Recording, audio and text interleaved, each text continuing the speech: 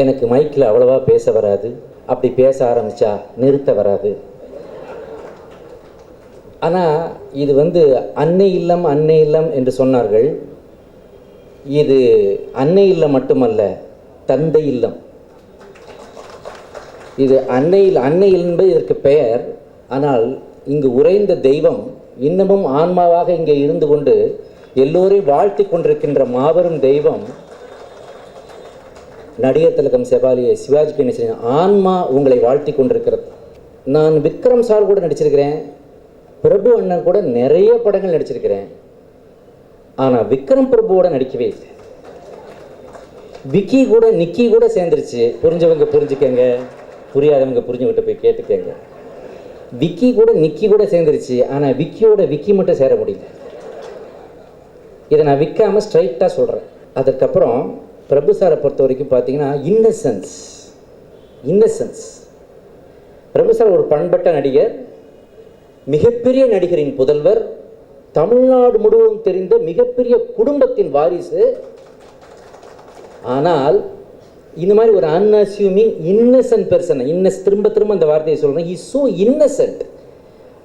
எப்படி தெரியுமா, உதாரணத்துக்கு சொல்கிறேன்னே, இப்போ ஒரு ஷார்ட்டில் நின்னோம்னா அப்படி பார்ப்பார் அண்ணன் எங்களையெல்லாம். ஏய் விவேக் இங்கவா, என்ன ஓ ஷர்ட்டு என்னை விட நல்லா இருக்கு அண்ணே, இதானே காஸ்டியூமர் கொடுத்தாரு. அப்படி இல்லடா, அண்ணன் ஹீரோடா, நீ என்னை விட நல்லா இருந்தீங்கன்னா ஏய் என்ன அப்படின்னு சொல்லிட்டு ஒரு வார்த்தை சொல்லுவார். அதை நான் இப்போ சொல்ல முடியாது.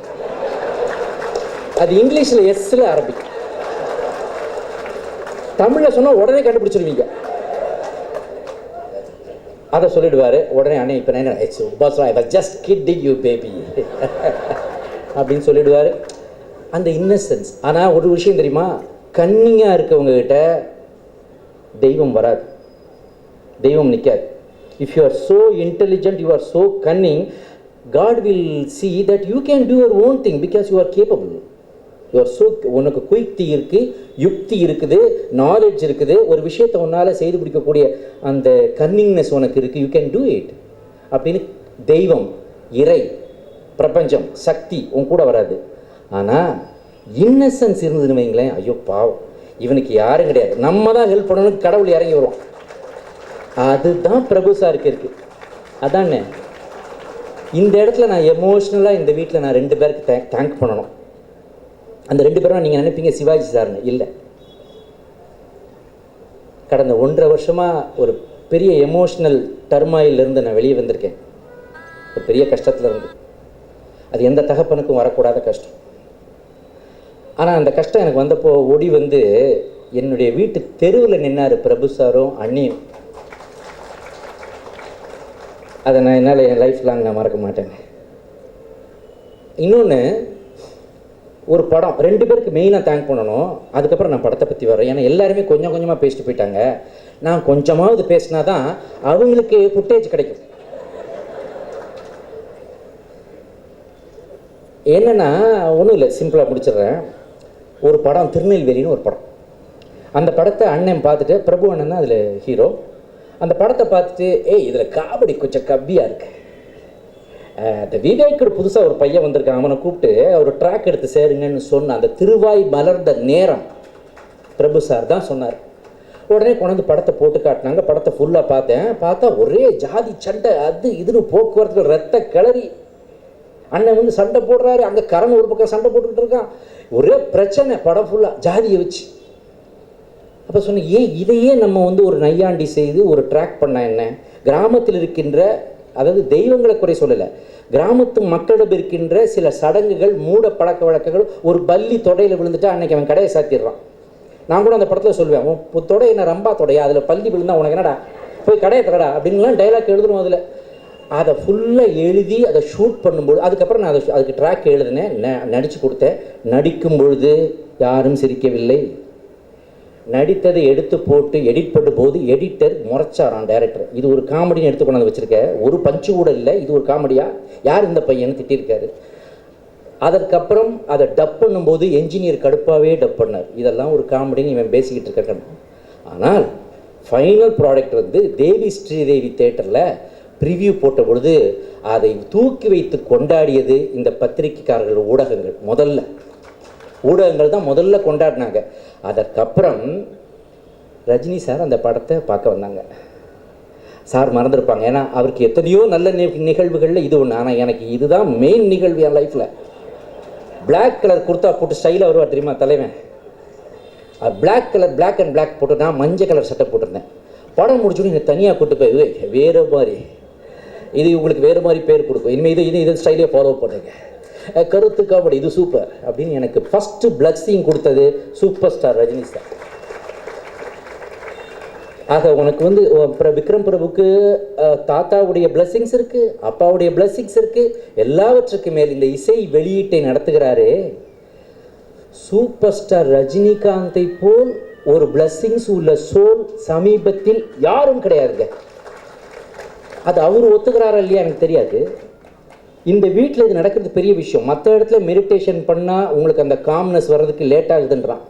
ஆனால் ஹிமாலயஸில் போய் மெடிடேஷன் உட்காந்தா படக்கிடு வருதுன்றான். அது மாதிரி தான் நடிகர் திலகம் சிவாஜி கணேசன் சார் வீட்டில் நடக்கின்ற இந்த நிகழ்ச்சிக்கு ஒரு ஆன்மீக பலம் இருக்கிறது. அது நிச்சயமாக ஜெயிக்கும். ஆக சூப்பர் ஸ்டாருக்கு இருக்க பிளஸிங்க நீ யோசிச்சு பாருங்க.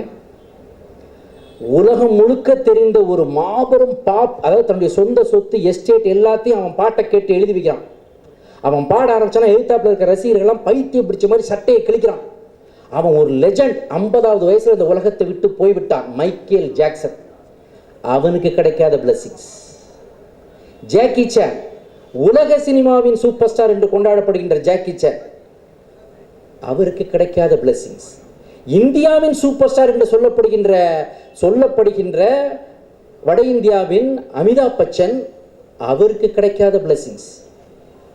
இது வரைக்கும் ஃப்ளைட்டில் யாருமே ஸ்டிக்கர் ஒட்டினது கிடையாது சார். இவங்க யாருக்குமே உலகம் முழுக்க ஒரே படத்தை பற்றி அத்தனை வாய்களும் பேசியதென்றால் அது கபாலி படத்தை பற்றி. அந்த ஒரு பிளஸிங்ஸ் வேற யாருக்குமே கிடைச்சது. அதுவும் மீண்டு வருகிறார், மீண்டும் புது உயிர் எடுத்து வருகிறார். புது உயிர் எடுத்து வந்து மீண்டும் கலைப்பணிக்கு ஆண்டவன் உங்களுக்கு கட்டளையிட்டு இருக்கிறார் சார். இது மாதிரி ஒரு பிளஸ்ஸிங்ஸ் உள்ளவங்களுக்கு கையால் அமிதாப் பச்சன் சொல்கிறாரு, என்னை வந்து எல்லாரும் இந்தியாவின் சூப்பர் ஸ்டார் இருக்கிறாங்க. நான் இல்லைடா உண்மையான சூப்பர் ஸ்டாரு, தமிழ்நாட்டில் ரஜினி சார் இருக்காரு, அவர் தான் உண்மையான சூப்பர் ஸ்டார்னு ஒரு சூப்பர் ஸ்டார் சொல்கிறாரு. இது கூட என்ன பிளஸ்ஸிங்ஸ் வேணும் விக்ரம் பிரபு? இந்த பிளஸ்ஸிங்ஸ் எல்லாம் தான் உங்களை வந்து தூக்கிட்டு போக போகுது. அந்த சூப்பர் ஸ்டாருக்கு சூப்பர் ஸ்டார்ன்ற பட்டத்தை கொடுத்த தானு சார் இந்த மேடையில் இருக்காரு. விஷால், அதாவது ரீசன்ட் டைமில் ஒரு விஷயத்தை எடுத்துக்கொண்டு, அதாவது இதனால் இவன் முடிக்கும் என்றாய்ந்து அதனை அவன் கண் விடல்னார் வள்ளுவர். அது மாதிரி ஒரு எடுத்துக்கிட்ட விஷயத்துக்காக உழைத்து ஒரு பெரிய ஜெயிப்பை கொண்டாந்து நிறுத்திருக்கிறாரு விஷால். அவர் ஆரம்பத்திலிருந்தே இந்த திருட்டு விசிடிக்காக கடைக்கடையாக பூந்து சண்டை போடுறது தான் அவர் ஹாபி. இவ்வளவு நாள் பலம் இல்லாமல் சண்டை போட்டுக்கிட்டு இருந்தாரு. இனிமே தலைவர் என்ற பலத்தோட சண்டை போடுவார், அது வருவார். ஆக அவருக்கு என்னுடைய வாழ்த்துக்களை தெரிவிச்சுக்கிறேன். இந்த இசை நிகழ்ச்சியின் நாயகன் ஷான் ரோல்டன் தான். இந்த ஷான் ரோல்டனை இந்த ஷான் ரோல்டனுக்கு எனக்கு பிடிச்ச என்ன விஷயம் தெரியுமா? அவருடைய ஹியூமிலிட்டி. பெருக்கத்தில் வேண்டுமாம் அடக்கம்னார் வள்ளுவர். பதவி வரும்போது பணிவு வர வேண்டும் தோழனார் புரட்சி தலைவர் எம்ஜிஆர். அது மாதிரி அவருடைய ஹியூமிலிட்டி. அவர் அமைதியாக இருக்கார், ஆனால் உள்ளுக்குள்ள 1000 விஷயம் இருக்கு. இவரை கிட்டத்தட்ட ஒரு வருஷமாக தனுஷ் இந்த ஷான் ரோல்டன் ஒரு வருஷமாக வந்து உருட்டி திரட்டி மிரட்டி அவர் என்னென்னமோ பண்ணி புடம் போட்டு he has come out with the best music. Power Pandi, இந்த பவர் பாண்டியோட மியூசிக்கு இந்த படத்திற்கு ஒரு சின்ன ஃபோர் ரன்னர் மாதிரி வந்திருக்குது. அதே போல தான் இந்த படத்திற்கும் சிறந்த இசைதான் அவர் கொடுப்பார். ஏன்னா he has got a very rich knowledge in Carnatic music and Western என்று நான் கேள்விப்பட்டிருக்கிறேன். தனுஷ் அதை வந்து ஆத்தென்டிக்காக சொன்னார். அவருக்கு பண்ணியிருக்காங்க நிக்கி கல்ராணி மற்றும் ஆர்டி ராஜசேகர் வந்து ஒரு அன்பிலீவபிள் அரக்கன். கேமராவை கையில் கொடுத்துட்டா. இப்போ தான் ஆள் பாதி உடம்பாக இருக்கார். என்ன ப்ராப்ளம்னு தெரியல. லிக்விட் ஃபுட்டை குறைச்சிட்டார் போல. புரிஞ்சவங்க புரிஞ்சுக்கங்க, புரியாதவங்க புரிஞ்சவங்கிட்ட கேட்டு தெரிஞ்சுக்கங்க. லிக்விட் டயட்டில் இருக்கார் அவர். நம்ம ஸோ நல்ல டேலண்ட் உள்ளே சேர்ந்துருக்குது. Nikki Galrani is a darling of the mass. எல்லாருக்கும் ஒருத்தரை பிடிக்கும். அந்த பிடிச்ச முகம் வந்து நிக்கி கல்ராணியுடைய முகம். ஸோ எல்லாருக்கும் பிடித்தவர்களாக இந்த படம் திறமை மட்டுமில்லை, அழகு மட்டுமில்லை, எல்லாம் கலந்த ஒரு ஒரு ஒரு பேக்கேஜாக இந்த நெருப்புடா படம் வந்திருக்குது. அது மட்டும் இல்லை, நெருப்புடான்ற அந்த வார்த்தை அசைச்சு எல்லாரும் சொன்ன மாதிரி ஒரு ஃபயர் டிபார்ட்மெண்ட்டில் வேலை செய்கிற படத்துக்கு நெருப்புடான்றதை விட ஒரு பொருத்தமான டைட்டில் வேறு இருக்க முடியாது. அதை பண்ணியிருக்காங்க. இந்த படம் மிகப்பெரிய வெற்றி அடைய வேண்டும். இதில் ஒரு விஷயத்தை நான் சொல்ல மறந்துட்டேன். ராம்குமார் சார், அவரை மாதிரி ஒரு கம்போஸ்டு பர்சனாலிட்டியை பார்க்கவே முடியாதுங்க. அவரை மாதிரி ஒரு இதுக்கு கை தட்டலைன்னா நம்ம எதுக்கு தட்ட போகிறோம்? அவங்க வீட்டில் உட்காந்துக்கிட்டு அவருக்கு கை தட்டலைன்னா எப்படி? இதில் இருக்க எல்லாருமே ஒருவேளை இந்த வீட்டில் சாப்பிட்ருப்போம்னு நினைக்கிறேன். நான் ஒன்று சொல்கிறேங்க, ராம்குமார் சார் வந்து எப்படிப்பட்ட பிரச்சனையும் கூலாக டீல் பண்ணி கம்போஸ்டாக இருப்பார். எந்த சூழ்நிலையிலும் ஒரு நெகட்டிவாவோ ஒரு திட்டுற மாதிரியோ ஒரு அப்யூசிவாவோ ஒரு வார்த்தை சொல்ல மாட்டார். Is such a gem. அவர் வந்து பாருங்கள், அந்த கூட்டத்தில் க்ரௌடில் அவர் ஒரு ஓரமாக உட்காந்துருக்கார். அவர் தான் பாஸ்.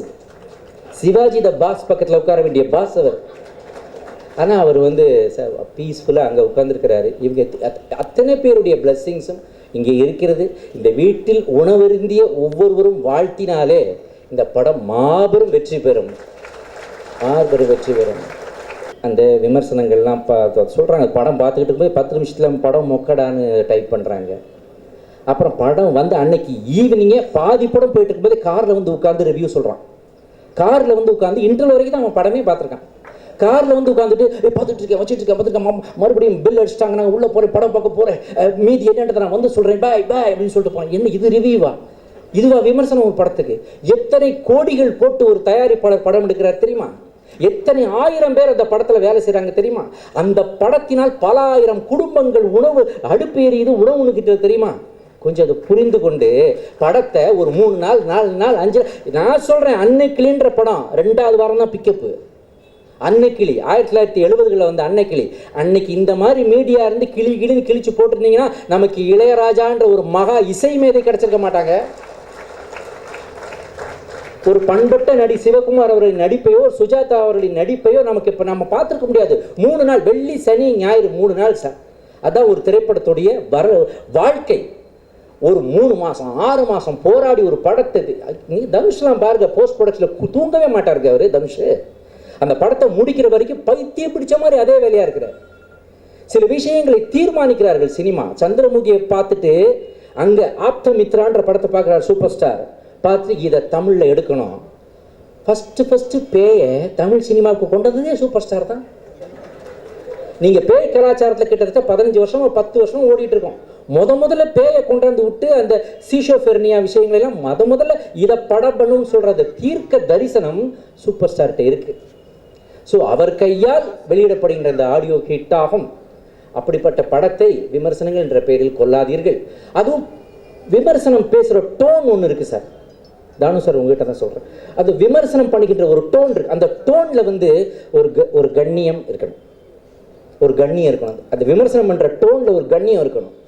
படம் எடுத்துருக்காங்களாமா, இந்த படத்தை பற்றி பார்க்கும்போது அப்படி வந்தாங்களாமா, அப்படி அந்த மாதிரி போயிடுது. ஸோ அப்படி இல்லாமல் கௌரவமாக கண்ணியமாக படத்தை விமர்சனம் செய்யுங்கள். இந்த படத்தையும் மிகப்பெரிய வெற்றி அடையவைகள் என்று கூறி விடைபெறுகிறேன். நன்றி, வணக்கம்.